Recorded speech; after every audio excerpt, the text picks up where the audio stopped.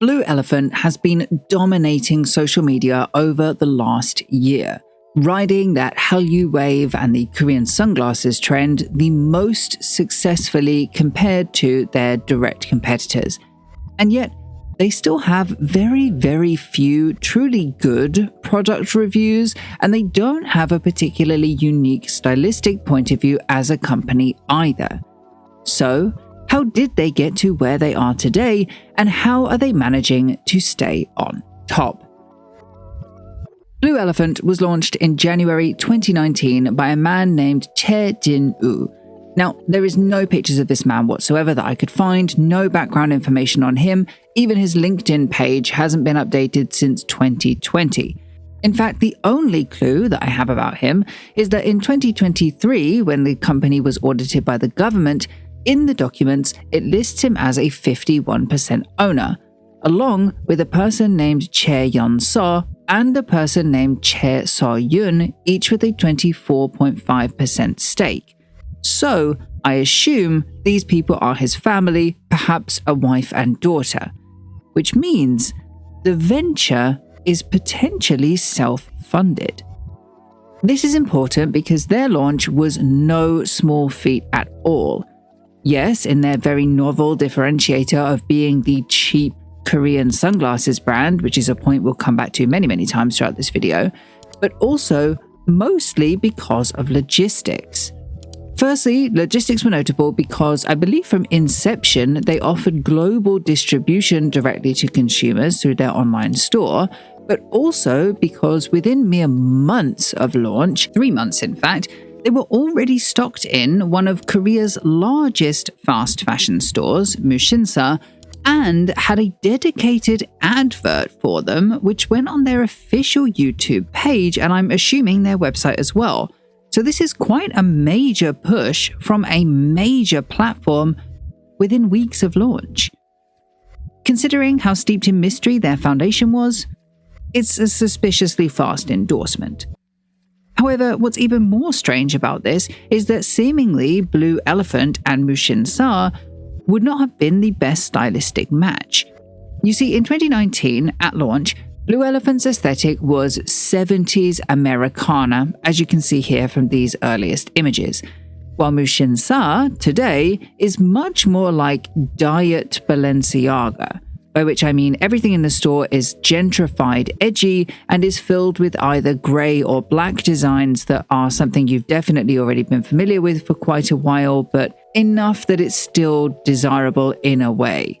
It's the bin from which Andy picked her cerulean sweater. And yet, that's not what Mushinsa was like then. Here actually is the Mushinsa website from 2019, and as you can notice, hopefully, it doesn't really have its own distinct sense of style. Mushinsa today is a much more styled brand. We will come back to their rebrand, but at this time, it wasn't so much that as it was an online department store. Also, I should point out that obviously this is a very, very Korean style website, far too busy for a Western audience, but it is quite good for a Korean audience. They just like all of that information and option right in the one place on the home page. And it does mirror what other websites like Gmarket were like at the time, just with a more specific focus on clothes. So it looks kind of bad from our perspective, but it's actually very good for the market that they're aiming for. So in a sense, actually explicitly, this was quite the coup for a young company like Blue Elephant.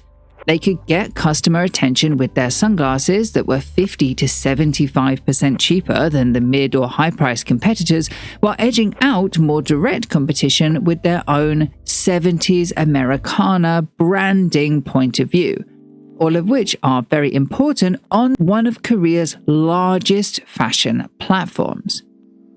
The real question, however, is if this is a privately funded company, how on earth they afforded it within months of launch.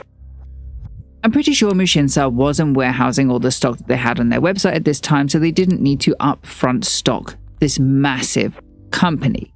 It looks to me, and this is only an assumption, that it was more like Farfetch, where the retailer used it like a department store front and would hold the stock themselves. However, because their differentiator on this platform was their price point, they still would have needed quite the stock of sunglasses ready to go to send to consumers. And they also have a suspiciously large selection of shades right from the jump. For this reason, I wonder if the Blue Elephant glasses are private labeled. Private labeling here means when a brand buys pre-designed goods, maybe makes some small tweaks, and then adds their brand or packaging ready to send to the consumer. I wonder this because the frames are not particularly designed in any way at all. They don't match the promotional pictures aesthetic particularly well, they don't have nose pieces or extra components that would be costly, and comparatively to Gentle Monster's sunglasses, they are noticeably smaller. Something that's worth pointing out, first obviously because it's cheaper, and secondly because that's what the Korean market actually did want but couldn't find. There was an abundance of smaller Western-geared glasses when Blue Elephant began, but few Asian-geared glasses. All of which to say that Blue Elephant glasses aren't designed with the end consumer in mind at all, but instead were designed with the price in mind. And if that's true, it makes sense that the glasses would be private labeled because it's so significantly cheaper. It would allow them the necessary differentiator of having the lowest price while also having a nice wide stock range to stand out on the online selling platform. And it's not like the consumer can easily tell the size of the sunglasses or even the quality of the sunglasses online anyway, so price is paramount to those necessary early impulse purchases. Obviously, for this reason, private labeling would be a great means to a consumer-demanded end for this new brand. I really should reiterate, though, that this is an assumption, and I did try to learn more from the company themselves. I even managed to get through to some of Che Jinu's friends to ask more about the foundation and how they funded it, but it's just not massively common to talk about heritage in Korean business yet, so it didn't really surprise me that they haven't got back to me. I also asked everybody that I know in Korean business and Korean fashion, including people working at Gentle Monster, and nobody knew anything about the foundation of the company either. So I guess it's just one of those cultural differences, and I just have to accept that. But clearly, however they made those margins, it really did work. Mushinsa in 2019 was at a height of popularity it had never seen before. This graph shows the rise in searches both for Mushinsa in English, red, and Korean, blue, for you to get an idea of how the last 5 years have been within the country. And just for comparison's sake, here is the graph comparing them to their biggest Western competitor, Zara, who in English searches are in yellow and in green searches are in Korean, all of which searched within the country of Korea. So for Blue Elephant, to get that kind of a platform right at the height of Mushinsa's popularity, especially with such a motivational differentiator, it basically guaranteed them financial success, and it meant that they were associated with an increasingly popular brand as well, meaning they became cool by proxy.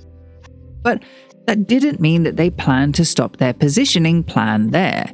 By which I mean that within the next couple of months, they had not one, not two, but 3 celebrity endorsements. In fact, their very first photo shoot ever in 2019 included the then very buzzworthy model, Kim Chae-do, shot by somebody called Jay. I'll put their Instagram handle on the screen. Then in May, they had a, quote, aggressive marketing campaign on a massive radio show called SBS Power FM's Boom Boom Power, which sees the hottest musical talent in Korea interviewed by a chap named Boom, who himself is a celebrity. And then, in August 2019, they had the same photographer as before take promotional shots with Korean musician Mak Tub. Now, a spokesperson has later said that all of their celebrity endorsements have been organic. Obviously, that's not true. I think perhaps he just misspoke, because the first few were quite obviously paid. They're even documented as paid advertisement slots. But it is potentially true that from the following year, with NCT's Haechan and GOT7's Bam Bam organically sharing in 2020, that from those first few onwards, they were all organic. Also, I will say that it does make more sense that it started in 2020, as that's the year they opened their very first brick and mortar store, their showroom in Itaewon.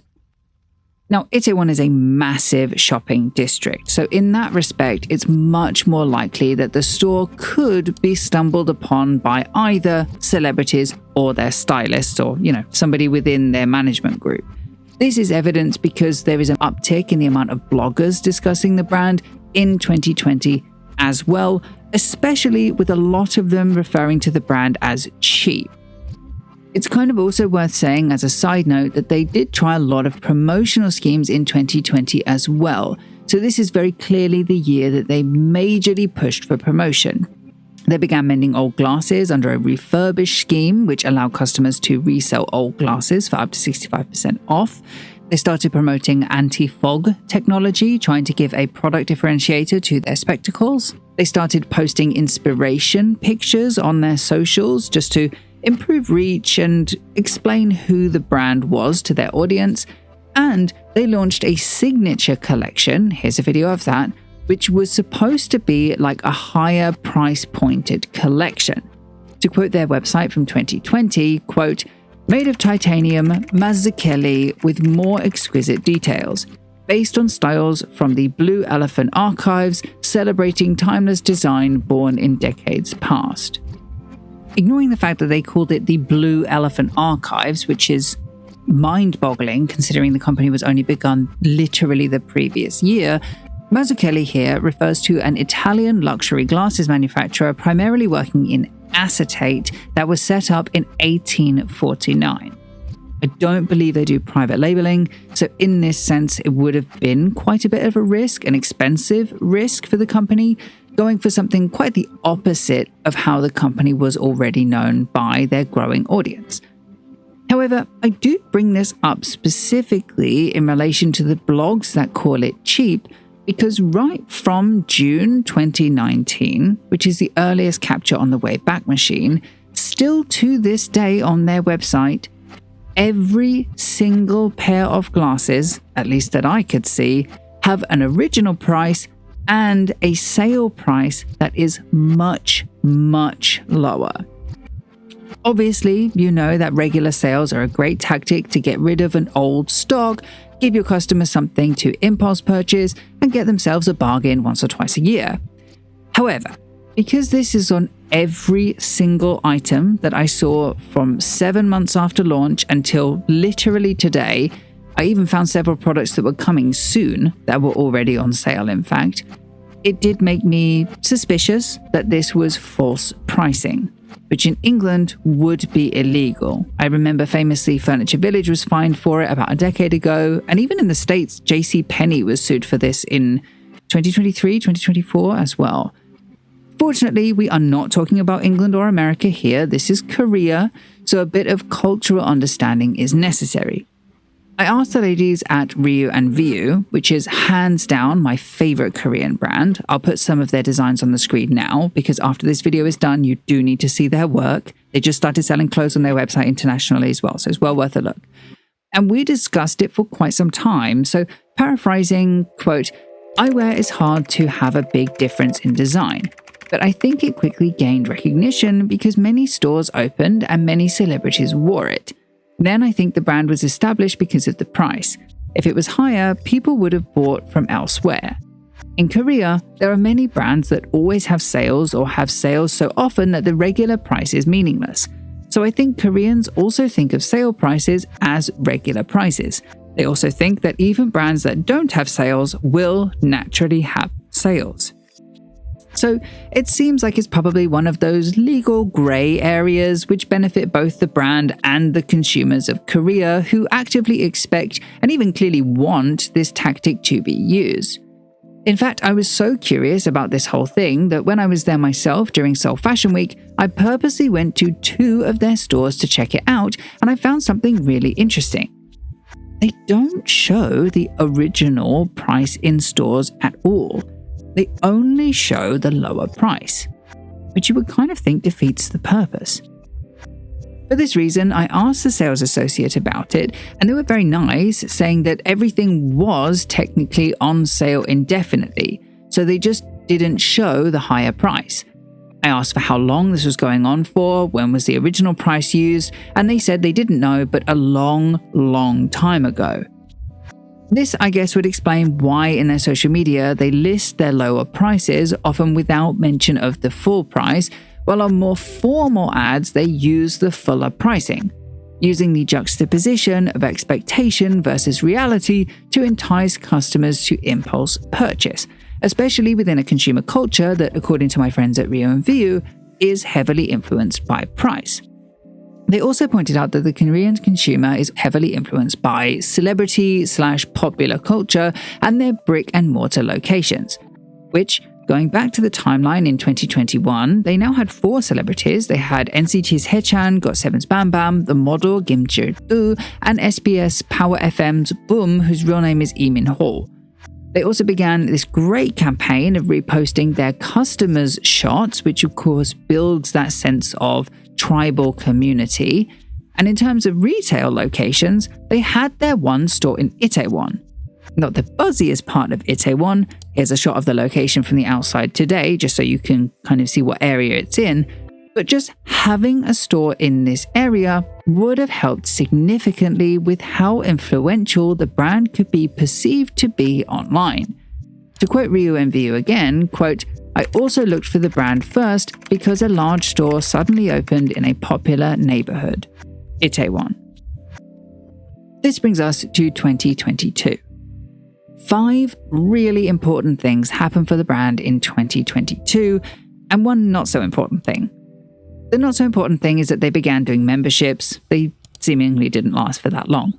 And for the important things, firstly, they began to update the entire brand from the old Americana 70s style to a more brutalist style, preempting Mushinsa's own rebranding, which I believe happened in 2023 and was just ridiculously successful. Second, they got at least 2 more celebrity endorsements from Changyun from Monster X and from Moon Pyo from Mamamoo, which is a huge band. Her endorsement was even featured in Harper's Bazaar, so this was really big, especially for them on the world stage, which led to, thirdly, they started advertising their product online in dollars to meet the early international demand of the K-pop fans. Though I will admit their website was always far more internationally geared than Mushinsa's ever was, so this was clearly always a goal for them. Fourth, they introduced new packaging. It looks cheaper, but it's also better for their ongoing rebrand. And finally, in 5th place, and most importantly, at the very tail end of 2022, perhaps the beginning of 2023, they opened their 2nd store, a flagship in Seoul Forest, right next to the very up-and-coming area of Seongsu. I cannot impress the importance of this store enough, because firstly, in 2022, this area was majorly coming up. It was often compared to Brooklyn in New York for its currently being gentrified feel, and was a major hub of designer clothes and designer vintage in the area. This is where brands like Ada Era have their store, Matang Kim has their store there, though I think that's new. Empty is there, which is a huge designer department store, and in 2023, Mushinsa would also open a huge store there as well. So, for Blue Elephant to go into this area so early was really important for their development. It's perfect to bring in more proximity to coolness. And yet what's fascinatingly almost more important is that they weren't in the center of it. Seongsu and Seoul Forest are next to each other geographically, easily a walkable distance. But they aren't quite the same. It's not quite as pricey to buy or to rent a property in Seoul Forest. Plus, on top of that, they were on the 2nd and a half floor in a much more residential area. It's next to a school, in fact. For this reason, it seems that they are banking on the prestige of the place name to provide value to the company for shoppers online, while also using the term flagship as another indicator that this is bigger and or better than the small store on a 2.5 floor in a residential area that it actually was. It's taking the whole concept that perception is more real than reality and running with it. They might be founded by a wealthy family that had connections to Muxinsa and could easily afford a huge product range from the beginning, but by purposely reducing the upfront cost of brick-and-mortar expansion while capitalizing on the two things that bring them the most marketing value, it's kind of genius. And it clearly worked. By the end of 2022, they had hit 1 billion won's worth of sales, which is about $700,000. By January 2023, they were the third most influential sunglasses brand in all of Korea, and by May 2023, they were second, literally only behind Gentle Monster. They had made it. Though I will say a large influence on this was from this video from Suzy, who is a K-pop star with a massive following on her personal YouTube channel, on which in March 2023, so between the two graphs, she put her own blue elephant glasses on. It's literally the most watched part of the video, and it went seriously viral across Korea and abroad, affecting sales massively. It's by far the most amount of buzz the brand has ever seen up until this point in the timeline, and it seems like this was really the major catalyst for them getting known more in the Western market as well. In that sense, their blend of tactics on pricing, locations, brand associations, and celebrity endorsements really worked, especially in getting them noticed on a global platform. In 2023 specifically, this saw them gain massive headway abroad after they gained their first international stockist not through Muxinsa and not in a K-pop reseller, in Freak Store in Bangkok, Thailand. Soon social media really starts to pick up in China, Thailand, and some in the West as well, which, considering the buying power that comes with K-pop endorsements, is really no surprise, but it does feed into their two current locations of Itaewon and Seoul Forest / Seongsu, because these are also two of the most up-and-coming tourist spots in Seoul at the moment, especially during 2023 and even 2024, when Seongsu became more popular on Korean tourism social media. Quote, "Most of the shopping bags that tourists in Seongsu-dong are carrying these days are from the local eyewear brand Blue Elephant. The company has aggressively expanded its direct stores in tourist-dense areas such as Seongsu, Yongsan, and Ikcheon-dong, and it's raised its brand awareness by putting forward stars such as Suzy." This really highlights the successes of the brand, who in 2023 had now reached sales of 5.6 billion won, 5.5 times the amount of just the previous year. Their extremely competitive price point and their proximity to things that make them cool, by which I mean both their locations as well as Muxinsa, who I cannot understate is one of the coolest shops in Korea when they went through their 2023 Brutalist rebrand, made them fill a gap in the market for cheap Korean glasses. In fact, throughout 2024, their aggressively expanded brick-and-mortar portfolio would expand to 15 stores in Seoul alone.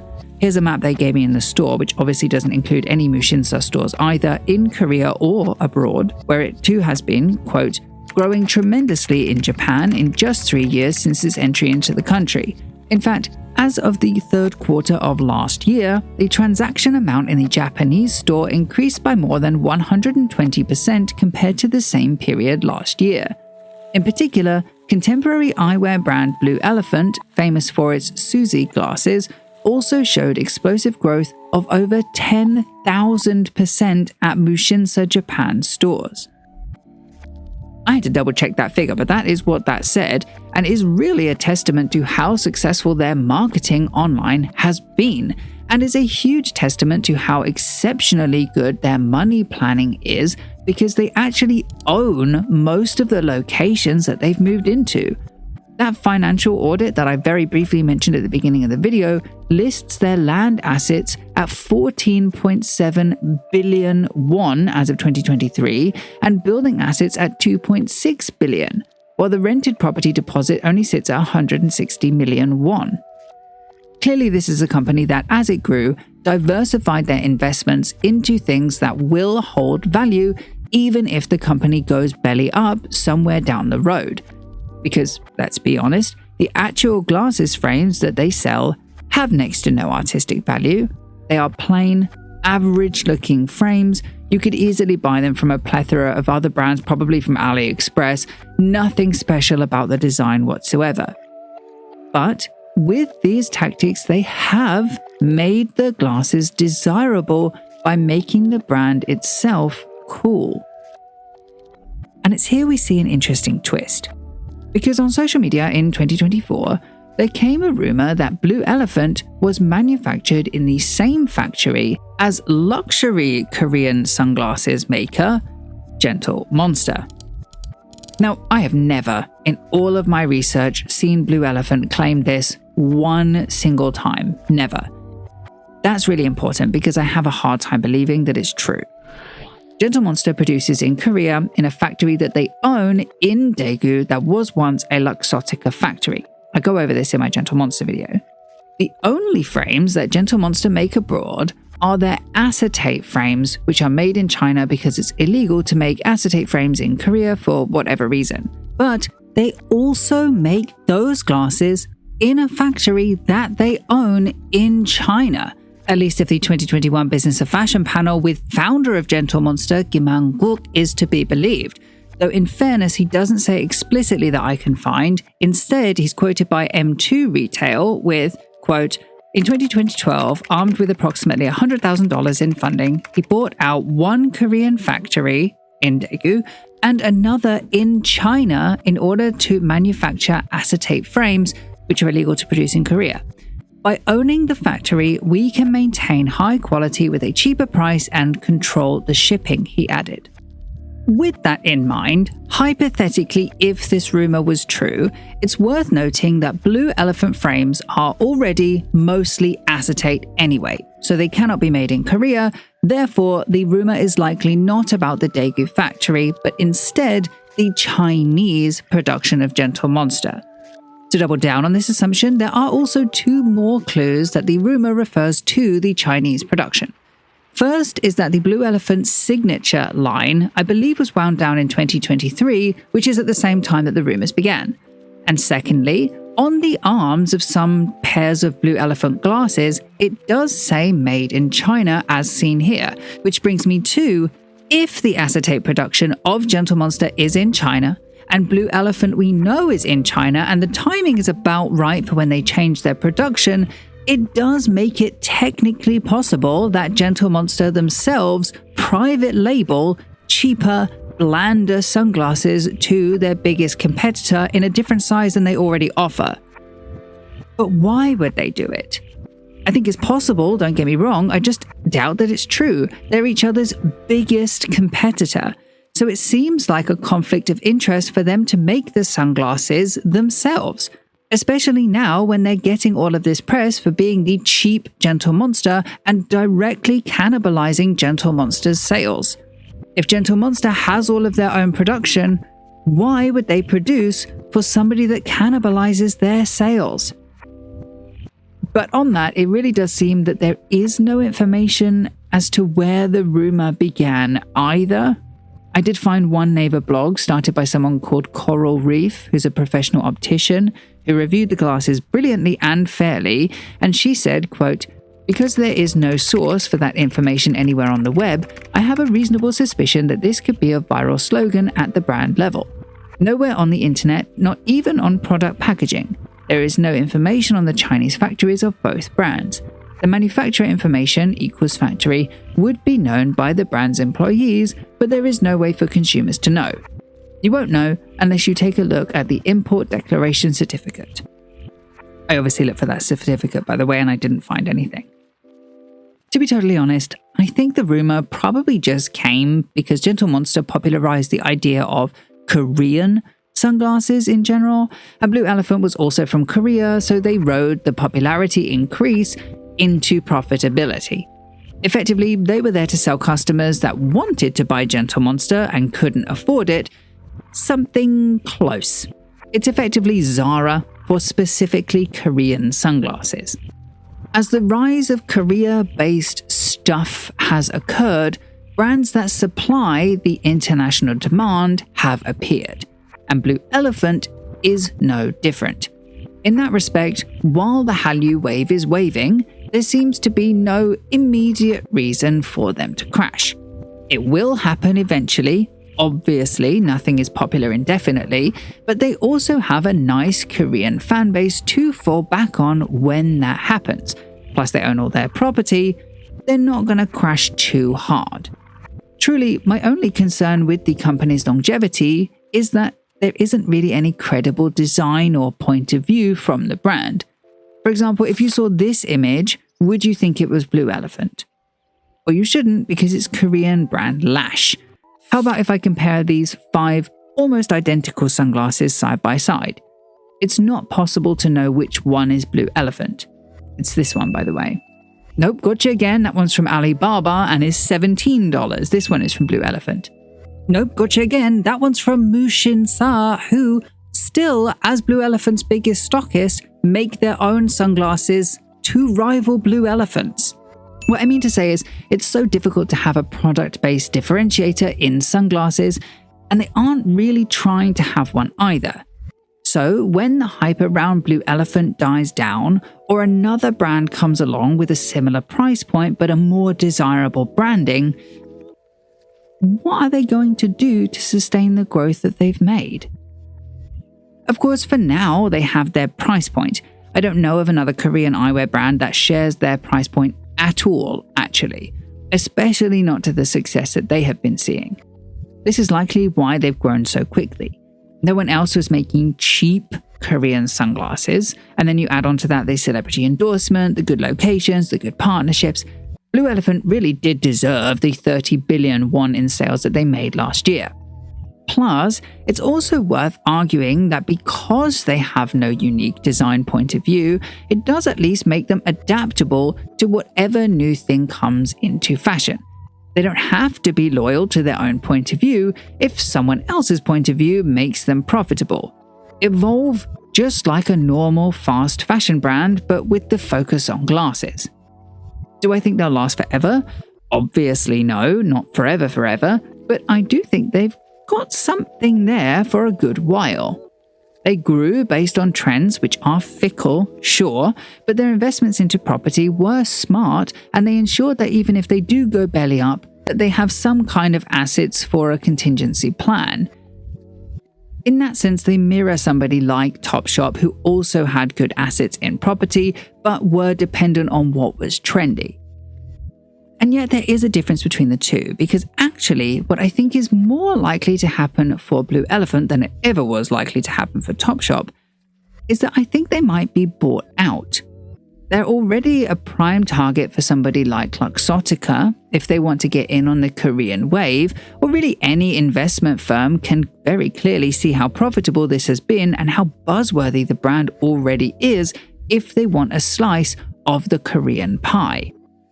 No one thus far has been able to make really cheap, disposable sunglasses actually desirable like this before. At least I can't think of an example. Again, it just reminds me of Topshop in that sense. It's really cheap, but it's fast fashion, and yet it's still so desirable that I would not be surprised to see it in Harper's Bazaar or in Vogue or any of the more established media. Sure, the glasses themselves have no creative merit, and they are exceptionally cheap to the touch. But I can count on several hands the fashion companies that are just like that and are still doing phenomenally well.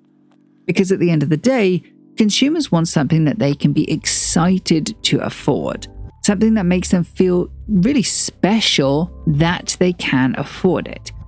And Blue Elephant gives that to their customer in trunks. Thank you so much for watching this video. Please do like and subscribe for more videos like this one. Especially check out my Gentle Monster video, which I will link here. For videos like this but about beauty brands, do check out my beauty channel here, and double thanks to my patrons over on Patreon, some of whose names are on the screen now. All content used in this video is done so in accordance with the principles of fair use. However, if you have any concerns, please contact me directly at contact@understitch.co.uk.